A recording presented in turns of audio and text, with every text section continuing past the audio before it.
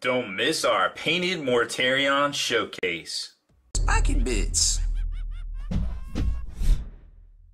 What's up, Hobby Maniacs? Rob Baer back again today, showcasing our finished painted Mortarion. That's right, he's pretty much done for the most part. Painted by BTTQ in one day, and then we finished him up on our Twitch stream last Monday night and gave him away to the top donator. And we finished up the base right here. You can see the guy that wanted a brown base, so I was more than happy to oblige. Had the nice Iron Warriors brown color mix that I used back in the day. This particular color mix is, well, the old mix was Scorch Brown, 50-50 with Dark Flesh, then Bestial Brown, then 50-50 with Bubonic Brown. Those are the old GW colors, and a variation of all those are available currently from Vallejo's Game Color line. But what I ended up using, because I only had Beastie Brown, was I used Rhinox Hide from Games Workshop's current line, and then mixed that in with Beastie Brown.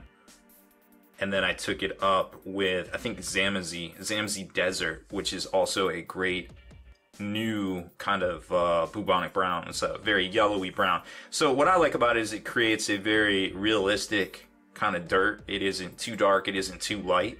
It's very much what you would expect to see, I guess, in a city or anything, like freshly, like kind of overturned dirt. So I like it. It's worked for me. I've painted many armies with it, and it seems to be pretty good. Now on the other side, of course, we've got that atomic green Yo-Dog pattern armor right there that the internet either seems to love or hate. Yes, it is not the pea green Nurgle paint scheme that everybody else in the history of ever is painting right now, and that's what I like about it. Now I agree, it probably isn't gonna set well with, I don't know, everybody out there, but it's one of those things that sometimes that's just what sets your miniatures apart. And seeing how there was a lot of folks lining up to win this miniature on last Monday night, I feel like some people definitely appreciate it. In the vocal minority that was commenting about the color, I guess, I don't know what to tell you. People seem to like it. Now, we did give it a little bit of a glaze. That color right there, if you're not familiar with it, Kenny Boucher over at Next Level Painting pretty much invented the color scheme. It's from the P3 range. It's Iosin green, Necrotite green, and then mixed in a little super bright yellow at the end. There's a lot of different ones you can use now, but the best one is Flash Gets Yellow from Games Workshop is what you can mix in, and then you can go in and hyper highlight it. I gave this a super thin down glaze of Waywatcher green to really pop all the corrosion cracks and everything in there. You can see once we get in a little closer that there's a lot of detail right there in all of the pitting and stuff. Now, we could have taken it and kept working it up, but for a day's worth of painting, I don't feel like this is too bad at all. Detail wise and such, it isn't hyper highlighted, although we did do a quick couple of brush strokes right there on his greave, just to showcase what you can do hyper highlighting wise. As far as the purples go, I'm not sure what those are. I want to say they're Screamer Pink mixed with a little blue horror, I want to say, and then worked in with some Gene Stealer purple, but I'm actually not 100% sure what he used. Wasn't there for that one, but I think they are still pretty striking. Up top is some, what is that, Bugman's Glow with a little bit of Dirty Violet wash on the membrane up here, and then on the wings, that's just a Rakehearth Flesh with,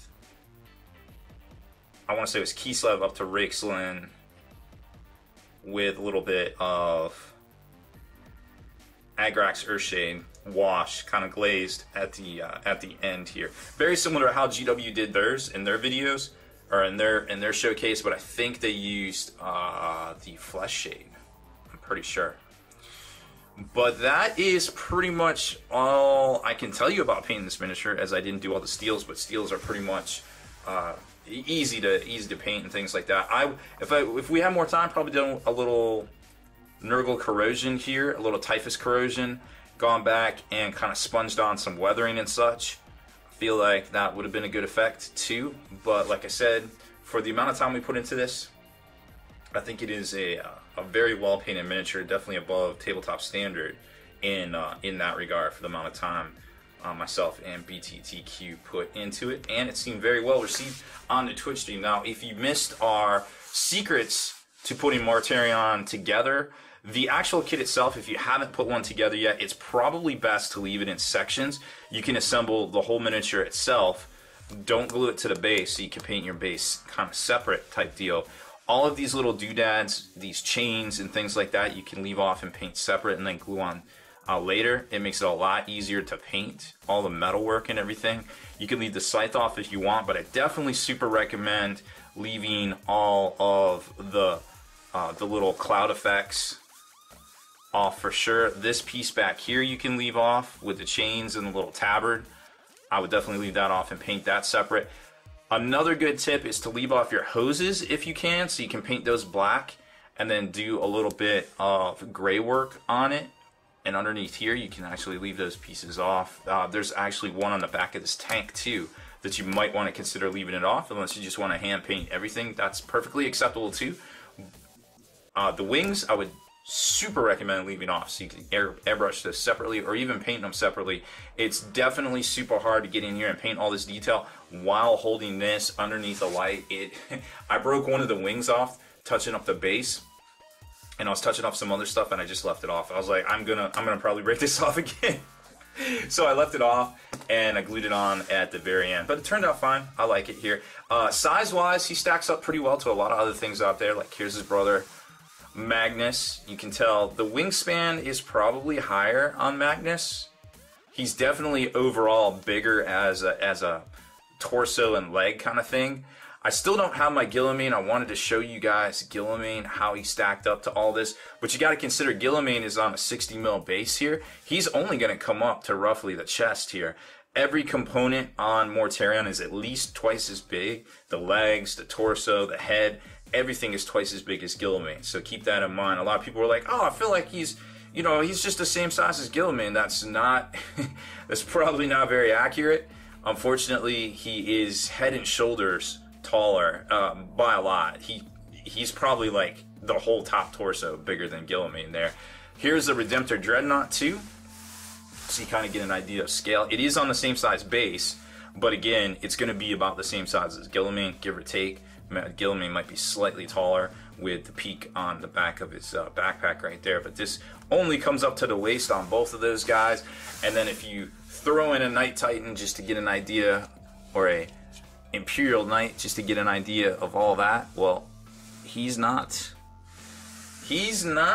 much bigger or smaller. I guess he's roughly the same size as Mortarion, I suppose you could say, right there. And Magnus just has that really big wingspan.